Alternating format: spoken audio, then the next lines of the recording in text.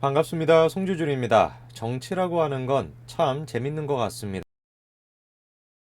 서울 검찰총장에 대해서 이런 식으로 갈등 구조를 가질 거라는 건 예상하지 못했죠. 그리고 심지어 최근에 직무 배제까지 하리라고는 어느 누구도 예상하지 못했습니다. 근데 뭐 어쨌거나 저쨌거나 추미애 장관이 직무 배제를 했습니다. 그리고 예상이 됐던 것처럼 엄청난 지금 충격이 다가오고 있죠. 평검사부터 시작해가지고 지검장까지 한마음이 돼가지고 윤석열 검찰총장에 대한 직무 배제가 잘못된 것이다. 추미애 장관에 대한 비판의 목소리를 내고 있습니다. 흥미로운 것은 이런 식의 어떤 흐름에 언론 또한 마찬가지로 가세를 하고 있다는 거예요. 아주 극소수의 한겨레와 같은 아주 극소수의 그런 식의 언론사를 제외하고 대부분의 언론사들 같은 경우는 이러한 흐름에 지금 동조해서 추미애 장관을 비판하고 있습니다. 제가 오늘 영상을 통해서 조금 말씀드리고자 하는 것은 여러 가지 언론사들 중에서 특히나 JTBC가 보여주는 모습입니다. JTBC 하면 아마 대부분의 분들이 딱 생각이 드시는 것처럼 박근혜 전 대통령의 태블릿 PC 그게 딱 떠오르지 않습니까? 사실상 박근혜 전 대통령이 탄핵되는 데 있어가지고 가장 결정적인 역할을 한 언론사가 다른 데가 아니라 JTBC였죠. 그런데 그랬던 JTBC가 현재 지금 추미애 장관과는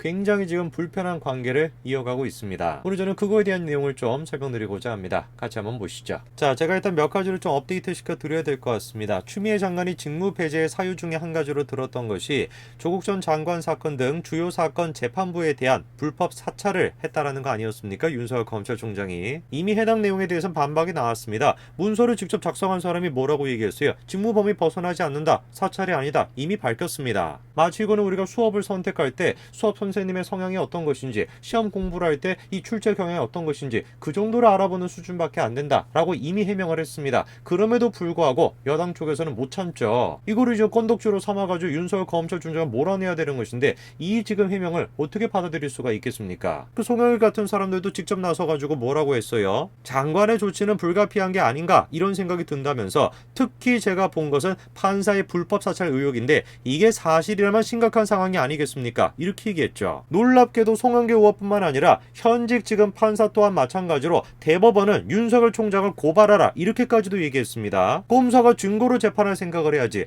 재판부 성향을 이용해서 유죄 판결을 만들어내겠다니 이것은 재판부를 조종하겠다. 재판부 머리 위에 있겠다라는 말과 같다. 이렇게 비판했습니다. 말도 안 되는 얘기죠. 우리가 무슨 뭐 교수님의 출제 경향을 안다라 그래가지고 그거를 통해서 우리가 기출문제를 공부한다라고 해가지고 우리가 교수님 머리 꼭대기에 있는 게 아니잖아요. 결국에 어떻게 됐습니까? 판사 사찰이라고 하던 문건, 이력정리 문건 수준에 불과하다라는 거예요. 구체적인 내용을 보니까 4가지 정도가 담겨 있다라는 겁니다. 과거 판결, 출신, 세평, 수상 경력 요 정도가 담겨 있는데 세평이라 해서 놀라실 것이 없습니다. 뒷조사를 한 것이 아니에요. 그저 일선 검사들의 의견을 들어서 과거 재판 진행, 선고 스타일 등을 정리한 것에 불과하다라는 것이죠. 전혀 문제가 될 것이 없죠. 그런데 저거에 대해서 문제 삼겠다라고 했었을 때 추미애 장관이 꺼내왔던 또 다른 것이 무엇이었습니까? 우리법 연구에 그것 출신이다. 이런 것들을 기록해놨다라는 것이 불법 사찰한 거 아니냐. 그런 식으로 주장하지 않았어요. 놀랍게도 그런데 우리법 연구의 가입 여부 그것도 뭐라는 겁니까? 딱 한 차례 그것이 언급이 돼 있다라는 것인데 그조차도 세평의 일부로 우리법 연구의 출신이나 합리적이라는 평가 그렇게 적혀 있다라는 겁니다. 한마디로 망한 거죠. 추미애 장관이 지금 근거라고 썼던 것이 망한 겁니다. 아무 지금 뭐 말도 안 되는 소리를 지금 근거로 했던 거예요. 검찰 내부에도 지금 난리가 났습니다. 집단 행동이 지금 확산되고 있죠. 보십시오. 전국적으로 지금 10여 곳에서 평검사들이 중심이 돼가지고 추미애 장관을 비판하고 있습니다. 그리고 다음 날에는 전국 고검장과 대검 중간간부, 일선 검사장까지 반발 지금 성명을 발표하고 있죠. 17명의 지검장이라고 한다면 사실상 뭐 전부 다입니다. 3명을 제외하고 대부분의 지금 압도적인 다수가 추미애 장관의 그런 식의 조치가 잘못됐다라고 목소리를 내고 있어요. 평검사부터 시작해가지고 다 그냥 그런 목소리를 내고 있습니다. 이성윤 지검장 같은 사람들만 지금 추미애 장관에 대해서 비판의 목소리를 못 내는 겁니다. 서울중앙지검에서조차도 지금 추미애 장관에 대한 비판의 목소리가 나와요. 한마디로 얘기해서 뭐라는 겁니까? 이런 식으로 윤석열 검찰총장에 대해 가지고 징계를 하는 것은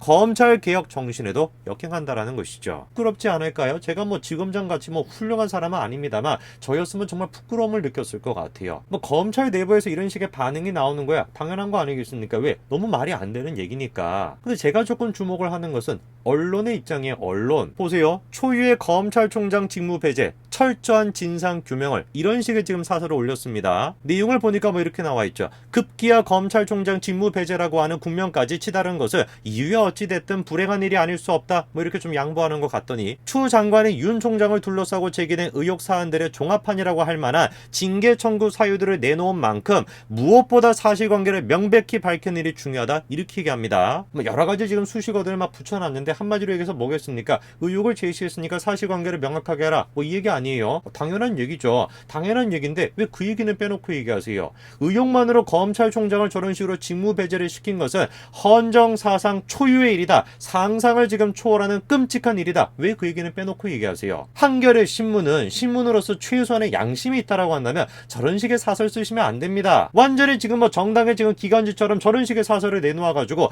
어떻게 지금 양심 있는 언론사라고 얘기할 수가 있겠습니까? 검찰이 중점을 두고 수사한 사건의 재판을 담당한 법관들을 불법 사찰했다라는 것은 이번에 처음 공개된 내용일 뿐만 아니라 사안의 중대성이 크다. 그 왜 처음이겠습니까? 사실이 아니니까 처음인 거죠. 추미애 장관 같은 사람들이 지금 만들어낸 거다 보니까 없는 사실을 있는 것처럼 만들어낸 거다 보니까 처음인 거예요. 이미 아까 전에 제가 말씀드리지 않았습니까? 불법 사찰했다라는 그 문건이라는 것이 얼마나 지금 말도 안 되는 것인지 아까 전에 이미 제가 말씀을 드렸잖아요. 그런데 한겨레 지금 사설은 뭐라고 얘기하고 있습니까? 우리법, 영구의 가입 여부, 가족관계, 세평, 개인 침해, 무리약의 법관 해당 여부 이런 것들을 조사해가지고 보고서를 작성했다라는 건데 그거에 대해서 이미 문제가 없다라는 건 제가 아까 전에 말씀을 드렸죠. 뭐 좋습니다. 한겨레 같은 신문은 뭐 저렇게 그냥 해도록 그냥 내버려 두죠. 제가 더 흥미가 가는 언론사가 어디냐? JTBC입니다. JTBC. 자, 이번에 직무배제 사유 중에 한 가지가 이거였습니다. 윤석열 검찰총장이 언론사 사주와 부적절한 무슨 뭐 접촉을 했다라는 거죠. 저거는 이제 뭐 익히 알려져 있는 것처럼 홍석현 중앙일보 회장을 지금 얘기하는 겁니다. 근데 이번에 충격적인 얘기가 공개가 됐는데 뭐라고 했습니까? 법무부가 홍 회장 관계 사건이 당초 알려져 있던 삼성 바이오로직스 회계 조작건이 아니라 변의 제치 사건이라고 지금 얘기한 거예요. 당시 이제 논지가 뭐였냐면은 야 윤석열 검찰총장이 당시 서울중앙지검장 아니었냐, 자기가 맡고 있던 사건, 그 사건이 지금 진행 중인데 어떻게 지금 언론사 회장을 갖다가 만날 수가 있냐, 이런 식으로 이루어져 있는 재판은 신빙성이 없는 재판이다, 그렇게 주장했던 거 아닙니까? 그때는 물론 대상이 태블릿 PC, 변희재가 아니라 삼성바이오로직스였죠. 근데 이번에 추미애 장관의 법무부가 뭐라고 얘기한 거예요? 그게 삼성바이오로직스가 아니라 변희재 씨 사건이라는 거예요. 태블릿 PC라는 것입니다. 추미애 장관 쪽의 논리에 따르게 된다면 윤석열 검찰총장이 서울중앙지검장으로서 그런 홍석현 지금 중앙일보 회장과 만났다라는 거, 그럼으로써 재판에 지금 신빙성이 없다라고 한다면 뭐가 신빙성이 없다라는 얘기가 되는 겁니까? 태블릿 PC 또한 마찬가지로, 그 재판 또한 마찬가지로 신빙성이 없다라는 얘기가 되는 거 아니겠어요? 대놓고 지금 JTBC를 공격한 거죠. 왜? JTBC가 앞장서가지고 태블릿 PC를 보도하고 결국에 그것이 박근혜 전 대통령의 탄핵까지 이어졌던 거 아닙니까? 그러니까 JTBC의 반응이 궁금할 수밖에 없죠. 대놓고 지금 추미애 장관 쪽에서 야 너네 보도 지금 잘못됐던 거 아니냐, 신빙성이 지금 의심되는 거 아니냐, 그렇게 지금 주장한 꼴 아닙니까? 그래서 JTBC가 이번에 대답을 내놨습니다. 한마디로 뭐라는 거예요? 근거가 빈약하다라는 거예요. 뉴스룸을 통해서 뭐라고 얘기했습니까? 정당한 보도를 한 언론의 명예와 촛불 민심을 훼손한 세력에 대한 처벌 과정에 뒷거래가 있었던 것처럼 왜곡했다라는 게 우리의 입장이다, 이렇게 밝힌 거죠. 근데 저거는 그렇게 쉽게 넘어갈 수가 없을 것 같습니다. 추미애 장관 쪽에서는, 문재인 대통령 쪽에서는, 그리고 친노, 친문 세력 쪽에서는 윤석열 검찰총장을 반드시 내쫓아야 되거든요. 근데 이미 근거랍시고 얘기를 해버린 거 아니겠습니까? 윤석열 검찰총장과 홍석현 회장이 만났다, 그게 부적절한 관계였대, 마치 그 뒷거래가 있었다, 이런 식으로 지금 얘기한 거 아닙니까? 뒷거래가 있었다라고 하는 주장을 계속 밀어붙여야지만 윤석열 검찰총장을 내쫓은 것에 대한 정당성이 생기는 것인데, 뒷거래가 있었다라는 걸 주장을 하면 할수록 JTBC를 공격하는 꼴이 되는 것이죠. 왜? JTBC가 태블릿 PC가 사실이라는 것처럼 보도를 했으니까, 그리고 그거로 박근혜 전 대통령 탄핵을 시켰으니까. 윤석열을 쫓아내겠다라고 한다면 JTBC의 손석희를 지금 공격해야만 하는 그런 구도가 지금 만들어진 겁니다. 너무나 재미있지 않습니까? 누가 이런 상황을 예상이나 했겠어요? JTBC 손석희 사장 입장에서도 가만히 있으면 안 되겠죠. JTBC가 뭐라고 지금 얘기를 했습니까? 몇 차례에 걸쳐가지고 지금 추미애 장관 쪽을 비판했죠. 공정성을 훼손했다는 추 장관 주장에 근거가 빈약해 보인다. 추 장관의 브리핑은 법무부 보도자료 내용과 일부 차이 사이가 있어 논란이 있었고 구체적으로 어떤 내용인지 밝히지도 않았다. 이렇게 지금 비판을 한 거죠. 추미애 장관과 문재인 대통령을 따르는 사람들은 지금 혼란스러운 상황입니다. 왜? 자기들이 생각했을 때 JTBC는 자기 편이었거든요. 박근혜 전 대통령의 탄핵에 1등 공신이 JTBC 아니었습니까?